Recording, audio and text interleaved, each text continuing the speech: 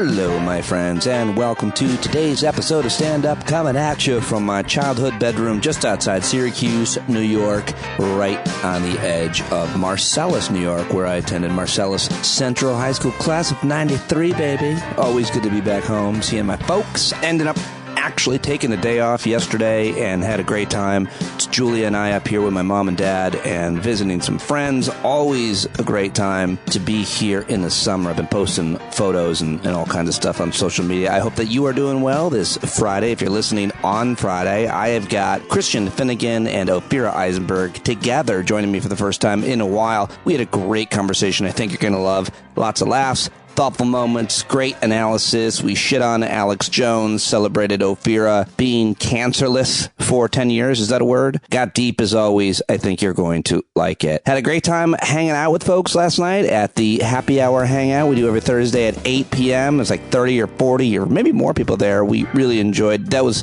again, from my childhood bedroom, so that was hilarious and weird and a lot of fun as always. If you've never been, you should come. If you're not a subscriber, you should join. StandUpWithPete.com right now. Speaking of right now, I'm getting right to my guests. How about it? These two comedians are two of my all-time favorites. You should check them out, buy their albums, listen to their stuff, follow them on social media. All the links in the show notes. And I was recording before we started, and we were just talking, and my mom called, and I had to ask them to hold on. And I'm on the phone with my mom, and they just started saying stuff, just messing with me. This is comedians even when we're not being recorded, and they were really funny, so I thought I'd leave that in there. And then you hear some music, and then we start wherever we started. So many people. Hello. Hi. Hey, Mom. Hi, Mom. We've got a caller. Go ahead, caller. Hey, Pete, hand me those narcotics. Hey again, Mom. I'll have 2 cocaine cigarettes for my friends. And a bucket. Give me that liquid marijuana. I guess that exists now. I've never had it. Yeah. Okay. Exists now. I feel like 10 years ago, Kevin Allison was mixing it in a glass of soda. just to come down after an orgy. Yeah, well, as you do, right? After an orgy, I really feel like, whoa, do I need to take a run? Do I just go to sleep? Do I go for a run?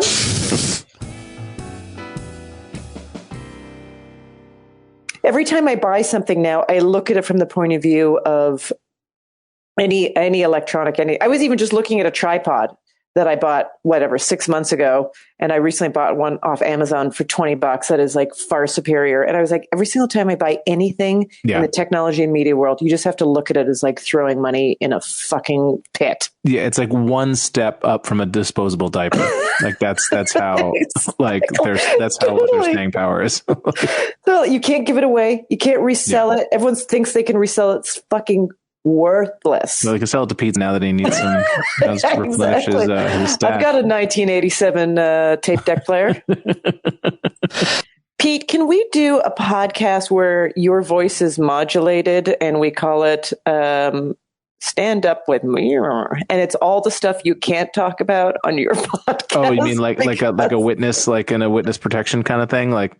Because let me tell you about my dad. There's the stuff that you talk about that we can't talk about, which what we talk about is great, but the stuff that we can't talk about is fantastic. It's so, by the way, my only rule for that is, does this piece of information hurt someone else?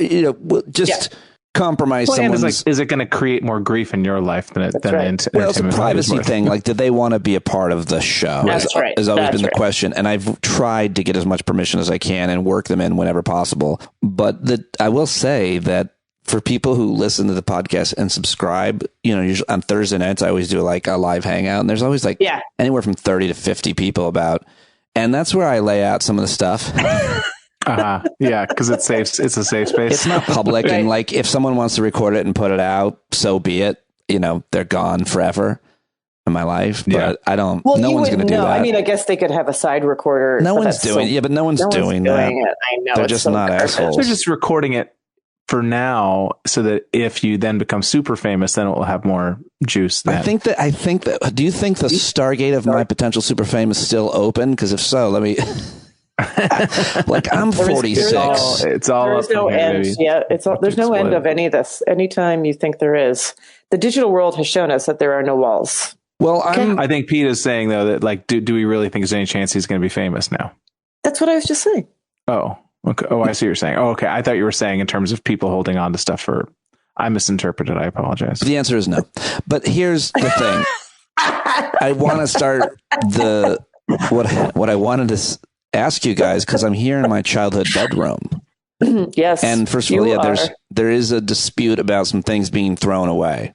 I won't implicate who's upset about it and let listeners think it's me because I'm home and I find out, but it's not. Anyway, how are we on throwing things away? How attached are you to things? And we're not including, obviously, your journals and maybe yearbooks or some things that are pretty typical Family Feud type choices, things you wouldn't want to throw away.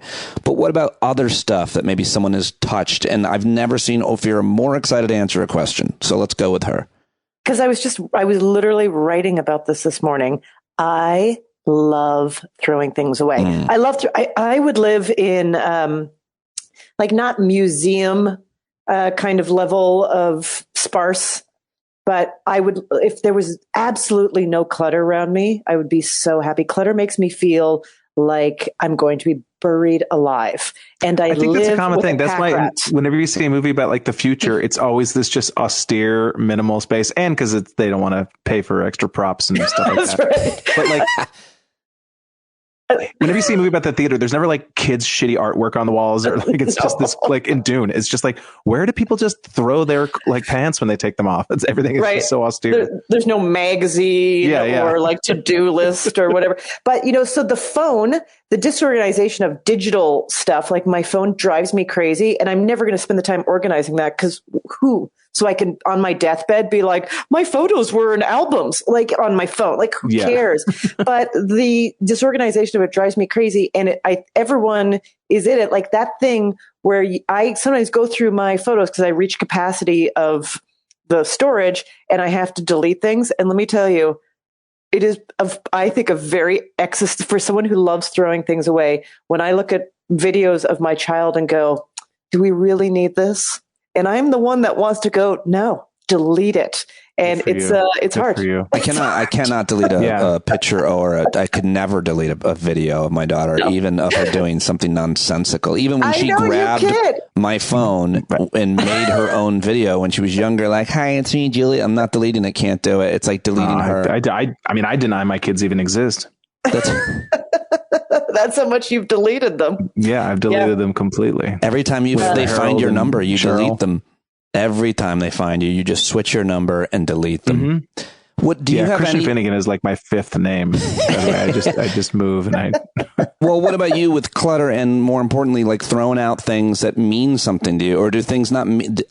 I'm way on the other end of the spectrum. A lot like means stuff to me, which is stupid. I feel dragged down by it. I don't like that feeling. I hate it. I agree with Ophira in theory. I do love throwing out stuff.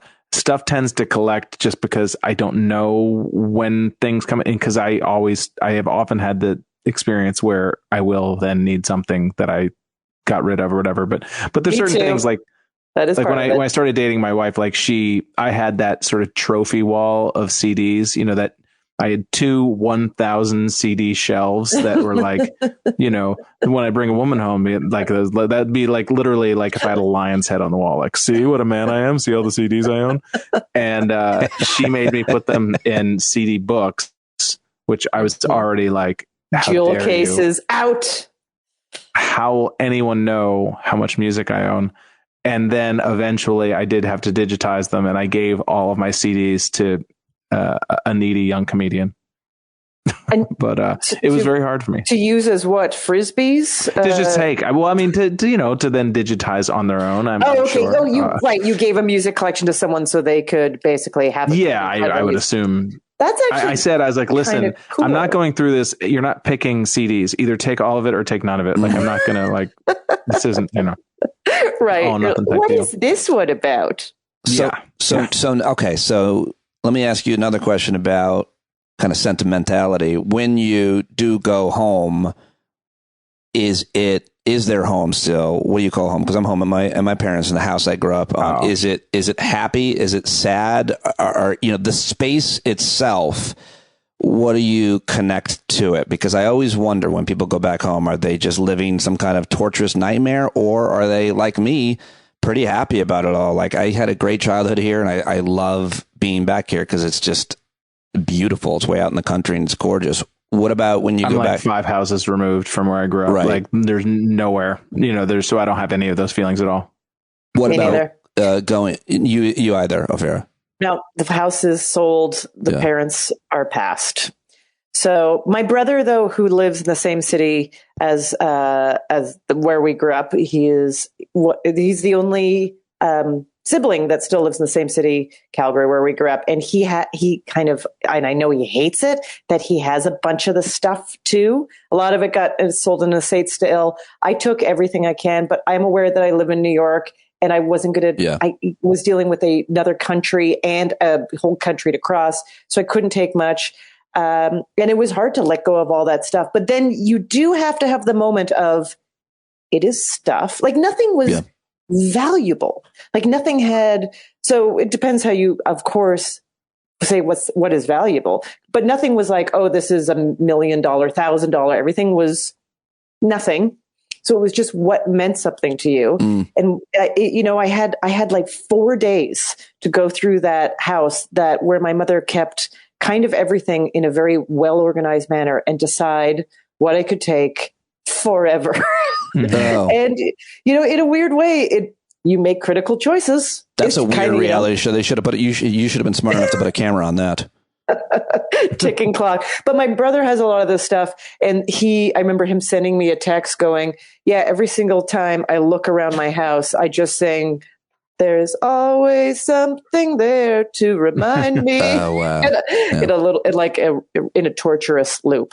So yeah, I have very, very little. My mother moved around a bunch after I stopped sort of seeing her on a regular basis, and it all kind of, she was an insane pack rat, like absurd pack rat. Yeah. And when she passed away, I had to go clear out. She had 2 giant storage units full of shit. Oh, and, wow. Yeah. And some of it was like she was into genealogy, and she'd been doing it since like the 70s. And so there were just like notebook after notebook after notebook of like handwritten family trees and shit. Whoa. And also probably upwards of 150 of those composition notebooks that were just, my mom was mentally ill. And so a lot of it was unintelligible, and it was just weird. Her writing. Just, it was, first of all, impossible to read. And even the stuff you could read made no sense to me. And I had to kind of like have that moment where it's like, well, I don't know what to do with any of this. And I'm embarrassed to say, but like, I got rid of it. Cause like, what are you going to do? I kept 2 of them just to say that I kept something, but it's just like, what do you do with all that? What do you do? I know. But cleaning out your loved ones after they're gone it's a lot of people can relate to that. It's a fascinating, challenging, and it's got to be different for everybody. And it's got to be most different based, obviously, your relationship on them, your history with them, but most importantly, as you just mentioned, the way they kept their stuff. Like, it must be just such a really hard thing, especially if you love the person a lot and they did not keep their stuff good and they have so many things and you and your siblings or just you have to go through that. Wow, that must be, I never really thought about it. Luckily, I haven't been in that situation yet, but that's I found a receipt for a can of paint from 1981. Oh, yeah. My friend was just dealing with her father's stuff, and he kept every single pair of glasses and sunglasses he ever had in their case, like decades. Wow. I lost every single pair of sunglasses I've ever had, but somehow I have all the cases. There'll be no umbrellas or sunglasses left. There's going to be a room in heaven where there's going to be like a room that's just full of all the sunglasses you lost, all the umbrellas, and all of the random rubber earbuds for headphones that have fallen off. And they're just going to be all waiting for you. By the way, I love that. Oh, in heavens, you can pick them up again. Oh, that umbrella. That black umbrella. You were great. That Dwayne Reed umbrella that really got me through. I picked up my daughters from camp, or my younger daughter from camp, and on the way in, it's like a drive-through. You weren't even getting out of the car, I think, because of COVID, but maybe it's more efficient. They had a drive-through lost and found but they had it before you picked up your kid. So what adult is recognizing something of their child? So to me, it just looked like a store for me to take stuff. So I got some awesome pants, a shirt, and 2 thermoses. But anyway, then I picked up my daughter. But what a weird... What's great for you is that like a lot of them are in your size. But that's so. I live in a neighborhood with some high end kids clothes, and it's similarly. My friend went to their school like Lost and Found, and they were just giving stuff away, and she took all of this nice stuff and basically was like, "I think this is your kid's size." Like I outfitted my child from a Lost and Found school. That's nice. Awesome. I love that story. And okay, so final thing. You gotta pay it forward. Let's but right now some kid is like, "Where's my North Face fleece?" There's some kid that's wondering where his Patagonia sweater is from Lake George too. I can tell you that right now. Thank you. Seth is what I'm guessing his name is. So here it is. I'm in my childhood bedroom, and I'll release this video maybe. But for people listening, I have my childhood blankie. I affectionately called this my yellow blankie, and I recall from ages... Did it begin as yellow? It began as yellow. It's very pale now. Yeah. But I chewed on the corners. I destroyed the corners, and here it is. What? And I don't know if it's me or my parents that won't let go. That's probably my dad. But this is my yellow blankie. What? Wow. It's all torn up. It was from my childhood. It's over. If that was my dog's blanket, I would throw it away. That's what I said. It looks like I would give that to your dog. You have a dog. But it's not your dog's blanket. It's your child's blanket. It's my blanket. It's one of my childhood. I carried it everywhere. It was my Linus blanket. I totally related to that kid, by the way. How old? Not when you were like a preteen, I hope, because then that would imply that the blanket was full of DNA, and that would be no good for anyone. It did just break. That blanket is full of DNA. It did just break when I picked it up. But... No, it was just from like age 0 to maybe age 4. I had this blanket. Yeah. Mm-hmm. Toss it right out, you're saying. What do we do with it? Okay, you know what you can do? Yeah. So this is... Maybe I should sell it to a lucky listener. This is the thing. Yeah, you could auction it off for a great cause. That's a lovely idea. This is something you could do, but it requires some effort. You could get someone you know who is handy with the textiles and fabrics. Mm-hmm. They could take pieces of it and quilt it into a functioning workable blanket. I like that. I like that. My mother used to make all my clothes, and she did make me a quilt of leftover pieces of fabric from all these childhood dresses she made me. And it's a blanket. That's very, very thoughtful. And I'll give it to my daughters, and they'll look at it, and then they'll put it down. They'll go, who cares? I know. That's the thing. Yeah, whatever is meaningful to you that you sometimes give to someone else, they're like, won't matter. Cool. So there's a bunch of other things I wanted to talk with you guys about, as always. And I probably should have given you a heads up, Ophira, and I'm not sure how interested you are, because I think Christian and I could probably talk about this for a little while, but we won't belabor it if you haven't been paying attention or interested. Is it something to do with the sporting events? No, I would never do that. No. It is, although there's been a lot of talk of sports because I'm visiting my dad, is the Alex Jones trial. Oh yeah. It's lovely. It's wonderful. It's, you think of a threshold of people who are the worst people and the best people, whether you know them or whether you don't. And I can't think of anything worse than losing your child. Well, there's nothing worse than losing your child. But after that, if someone tells you that you didn't lose your child, or that your child didn't exist, and if that someone is doing it to you privately, that'd be horrible. But publicly, so that millions of people think that your child, who you just lost, didn't even exist. There was no loss. That to me has always meant he's the most toxic individual that hasn't murdered or raped somebody. He's even worse than those people that are probably broken for some reason other than that. And I just find him on the perspective of terrible human beings. He is the worst. And the fact that anybody likes him, defends him, listens to him is so grotesque to me. That's all I've got to say about him. Christian. Well, I really hope they gave him money because he needs it. Well, That who gave him money? His listeners, his fans. Oh, apparently, in on the scale of hundreds of millions. Oh yeah. Well, ads too. He sells, he sells all kinds of pseudo bullshit or food buckets, whatever. I mean, he makes a lot of money on products that he's selling people who he's terrifying. But yeah, I mean, when you think about how far the ripples may go from this, when you're hearing that the January 6th committee wants his phone and that I think the judge rather in this trial said to the plaintiff's attorney, it's like, I don't even know if you could say no. It's not even a question of like, will you give it to them? It's like, I don't know if legally you're allowed to not, if they ask for it, you may have to turn it over.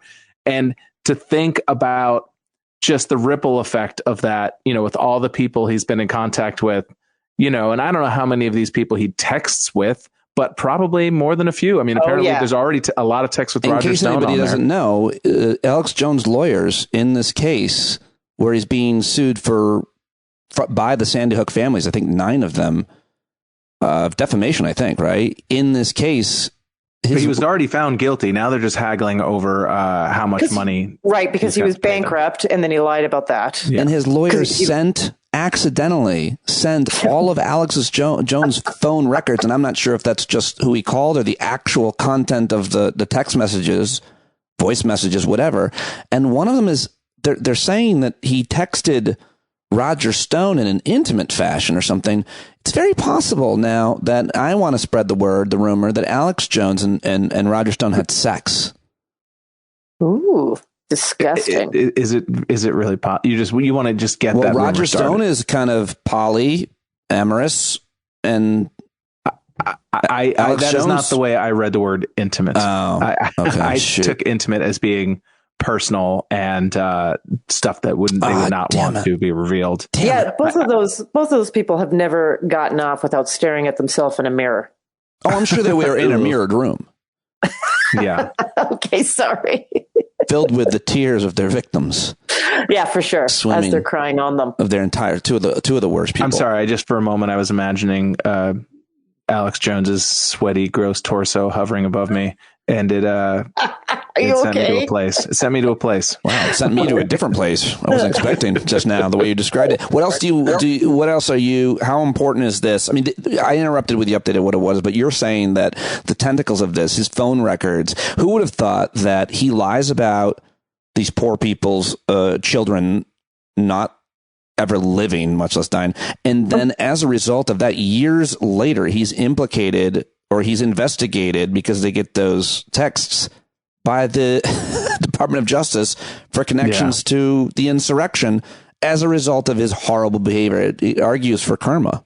When I was just reading a long thread by a Vice reporter who's I read it after go ahead. Oh, you shared it. And because I think like a lot of people who watched that clip yesterday where Alex Jones was kind of confronted with this fact and clearly was unaware that this had happened. Like we thought, well, aren't the rules about discovery? Like, how is it possible they could just spring this on him? And apparently, according to this thread, and so I'm basing it just on this reporter who I assume has done her due diligence, because she's just reporting on the trial, that they sent the plaintiff's attorney the file, the link to his entire phone, and then basically just said, please disregard that, and thought that was enough to sort of cover their ass legally. Well, that's not the way it works. Right. Apparently within 10 days, you have to specifically cite which files they're supposed to disregard and why it's privileged, et cetera, and so forth. And they didn't do that, which is why this guy didn't bring it up until 12 days later, once they were outside of that 10-day window. Can you imagine setting a timer for that? You're like, oh boy. Oh God. You're just watching the clock tick down. And my only thought is that maybe they thought, the Alex Jones's attorneys, that if they were to kind of get more intense, like, hey, don't send that back, we fucked up, whatever, that would have brought more attention to it. And if they just kind of sent like oh, hey, sorry, bad link, disregard that maybe it would kind of... It would get glossed over. Maybe? Yeah. What I don't know is why they didn't tell Alex Jones. Like, why would you expose him like that to just sort of be confronted with it? Are no longer working together because apparently they're the dumbest lawyers you could ever possibly hire, which is weird because I have a ton of money. That's a good impression, actually. That was really good.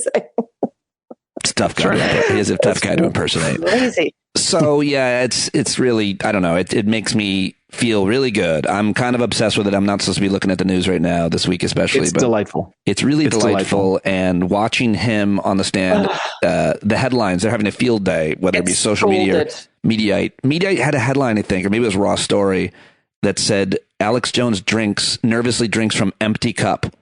Like that was the headline. Because the mic was so good on the stand. When he puts the cup down, you can hear it's empty. Anyway, I'm obsessed with that trial, and I just think it is kind of important for a lot of reasons. And there needs to be justice for these families. One of the Sandy Hook families had to move 9 times, I think. What am I, Ferris Bueller? 9 times, and because they were being harassed and hunted by the Alex Jones listeners, who are obviously pretty sick. Idiots. Awful. Okay. Before I let you go, anything else that we need to discuss, plug, talk about, besides Ophira's hilarious Instagram post that I hope goes viral because it's a fun little thing. Ophira made this post where everybody has to watch it. I was thinking about just playing the audio because it probably worked, but it's basically, a parody of trying to get things done in your day and how so many things distract us. And it's basically what goes on in her head and our head, probably most people, every day, and all these things that just take us away from the task at hand. It's very funny. And I think anybody can relate to it because, Christian, how often, do you sit down and be like, I'm going to do this thing, and then any number of messages comes in that distracts you, and you may or may not. I'm very disciplined. I'm a real hard worker, and I achieve a lot over the course of a day, and people look up to me by how my time management skills. Yeah, you're doing that TED Talk now about your time management skills, I think. I think you pitched it at least. I was actually thinking about people who talk about time management because it's such a huge industry of time management. And I love reading that stuff. I'm always like, I could probably do this better. I could probably do some better. And and they always talk about the single task. That's like the key to all of it. Single task, right? That is every successful this, every athlete that, every award winner that, single task. And I was like, oh, you know what that is? Neglect. Like you just have to decide that everything in your life is worth neglect. Yeah. That's it. Sounds about right. So I don't like single task. I love that. It's very male. Sorry, guys, but it's very male to do it. Single task. I'll tell you from a female point of view. Yeah, you're not doing anything. That's what you're not doing anything around here. Okay. You're not doing anything around. I love it. I actually like the conversation about it. And I reject the accuracy of that statement. Well, there's this guy, my friend, Dr. Zatz, name drop, because he listens all the time. Ken Zatz telling me about, and I can't think of his name, but I got to look it up. I feel bad now, but a guy who basically talks about, I think he does give a TED Talk, and he writes about this idea of thinking about your life in how much time you have left. Like how many days and weeks you've been alive, and how many. I guess that book. Someone bought me that book. And he kind of like, it really struck him, and I still haven't wrapped my head around it, so I shouldn't bring it up. I haven't listened to or read much more about it, but so go ahead. I mean, do you have any thoughts about thinking about life that way? So honestly, I don't love thinking about the clock ticking down. I find that panicking. I find that a very panicking way of looking at it. But it is supposed to be the way it's set up, and I can't remember the amount of minutes, but it's basically the amount of, if you were to look at an average lifespan, the amount of minutes you have, which is a huge amount of minutes, and then basically what you are doing with that time. Or you could even look at one day in terms of how many minutes as opposed to hours it has. And what you do with the minutes is actually a lot of minutes, and what you can do with it instead of feeling this idea of limit, it's supposed to make you feel this idea of abundance, that there's actually so much time. Wow, yeah, I don't know if I could get my head around that. I mean, I have a clock of how many weeks I've left, and it just says 6. That's weird. And it's been stuck there for a while. Yeah. You're like hitting it all the time. But speaking of minutes added to your life, I'm going to share this with you guys. I guess basically on Tuesday, I feel like I'm still coming down from this. I I acknowledged 10 years of not being post breast cancer. And I had to, on Tuesday, I had to go get the mammogram and the ultrasound. And it puts me into a state of panic. It looms on the calendar like a death sentence, going to get these tests. And then when I'm there, I am having anxiety attacks, panic attacks, hypervigilant. Every single thing that is happening there, I'm noticing. Like the administrator uses her pen one way. I'm like, what does that mean? Like just state of high alert. It all worked out. I burst into tears, as I always do. And then I feel bad because it's like so many years and I'm still bursting into tears, but it's just so emotional. But during the mammogram, which is, basically a very intense set of x-rays. And as you probably know from getting x-rays or anything along that, the technician doesn't say anything. They don't read stuff. They don't analyze. They are completely objective and offer nothing. They are there to run those machines and take those measurements properly. So you do 4 pictures in this case. After the 3rd picture, the technician, a very nice woman, goes, "Oh, that's weird." I'm like, what? And I'm already like deciding if this place I'm in is okay. I was like, the little things on the walls are dusty. Why is, I pay so much for medical insurance. Why is there a stained ceiling tile? And then she fixes me and is doing with the dials. Then she goes back to her little place and she goes, "No, that is weird." And then not saying anything to me, gets on the phone and goes, "Barbara, I need you to come in here and see this." This other woman comes in and she's like, "Do you see what I'm saying? Do you see what I'm saying?" No. And I'm like, I'm going to say something, but I'm actually even trying to find the words because I'm just shutting down. And speaking of shutting down, they go, "Hey, we're really sorry, but something's happened with this machine. So we need to do a cold reboot." I was like, is this a Samsung phone? Like, what the fuck are we talking about? Do you have a paper clip that I could stick in the tiny little hole? I have never been in a medical situation where they've had to do a cold reboot of a massive multi-million-dollar piece of equipment. At this point, do you feel relief that there was a technical issue and not a spot on your scan that they were needing? Yeah. Yeah, I mean, absolutely. But I was also like, could you have, this is weird. Unplugging it and plugging it back in. That's basically what they did. That is basically what they did. Well, it's funny. And then it rolled up with like a little bing, and you're like, oh my God, it sounds like an old Mac. The weird thing is the radiologist took out her phone and it was a Palm Pilot. And you're like, where am I? A little smiley face comes on. You're like, I don't know. Mammogram? Really? When I got my EKG that revealed that I had to have heart surgery, literally that kind of happened to me with the woman, the technician who was giving me an EKG. She just looked at me. She says, "Your aorta is really big." And I said, "Thank you." I don't know. Is that a good thing? Like bad thing? I didn't know at the time. I didn't know that meant something. And when I told she's like, "Yeah, it's really, really big." I was like, okay. You know what? And then when they told me I had to have surgery and I mentioned that she said that, the cardiologist looked at me, I was like, she wasn't supposed to say that. I was like, yeah, well, she should. We can do better with all of these things. I don't understand why we haven't done better with them. There's no reason to put people through this level of discomfort. Your story became one about anxiety and then it became comical and absurd and we shared ours. But I think Christian and I both, I'm glad I remembered to go back just to say I'm very happy for you, and that must be quite a relief. And you sounded, when you talked about how hard it's been, you sounded weak. I will say that. Yeah, my main thought was just walk it off. Walk it off. I was thinking the same thing. Like, enough is enough. It's so weird when you go into those appointments and you feel healthy and you're like, but I've been here before and I don't know if everything's going to, like, what path of life am I walking down next? Yeah. Then you get Schrodinger's cat type deal. You get the good news, and yet you are still spit out onto the street, like basically altered because you've just gone through something, but it's not ritualized. It is just like an appointment that's, routine, annual, supposed to take 25 minutes or whatever it is. And it's taken me days to get back into just like, oh yeah, okay, yeah, right. We just do this. Yeah. It's taken you days since that, the cold reboot and the clear diagnosis to get back into it. Just real quick, a question about what you were told and what 10 years means. Like, was this a threshold where you feel safer, or is it just annually, this is the thing? No. So no one said 10 years. I just figured out it was 10 years. And I was like, oh, wow. And there is, every year is good. Every year past, 2 is you become less and less interesting scientifically from this particular case, which is the goal, to be as boring scientifically as you can to the medical community.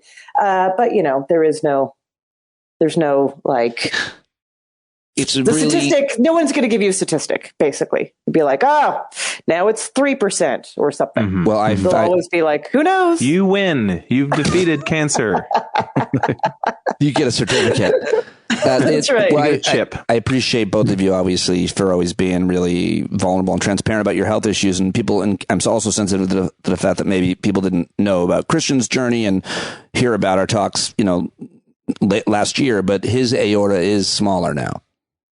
It's really put in its place. It used to think it was all that, and it was just thought it was a big deal. And you're a tiny little part of my internal workings. But he Walk it off, aorta. I said, sit down, aorta. A lot of self-talk. You do a lot of self-talk. I do. I put myself in my place. Do you call it Christian's aorta, or do you refer to it in the third person, your aorta? Artie. I call him Artie. Artie aorta. And do you have a name for your breasts? I was talking to Christian. Christian? Yeah. No. What are your names for your breast, Christian? The idea that you have an intimate relationship with the part of your body, or that you think about the part of your body that whatever brings you the any kind of health issues, you know? I mean, Yeah. I've always thought about that a lot too. No, And I always just assume that any part of my body that is less than 100% is just a sign of my decaying and disgusting self, and that takes on my entire self-definition. That's great. I should have ended earlier. I realize I should have ended this conversation just 2 minutes ago. Thank you both. I love you both. This is a lot of fun as always. Bye. Thanks, Christian. Bye.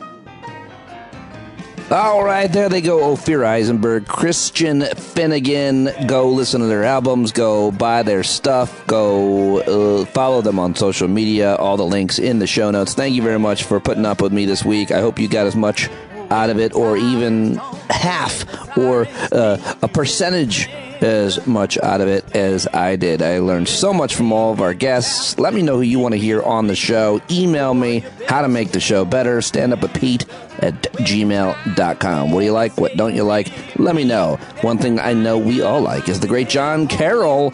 He's singing us out today, as he does every day. Have a great weekend, everybody, and I will talk to you Monday right here on Stand Up, Be the Change you want to see in the world. I love you. Bye-bye.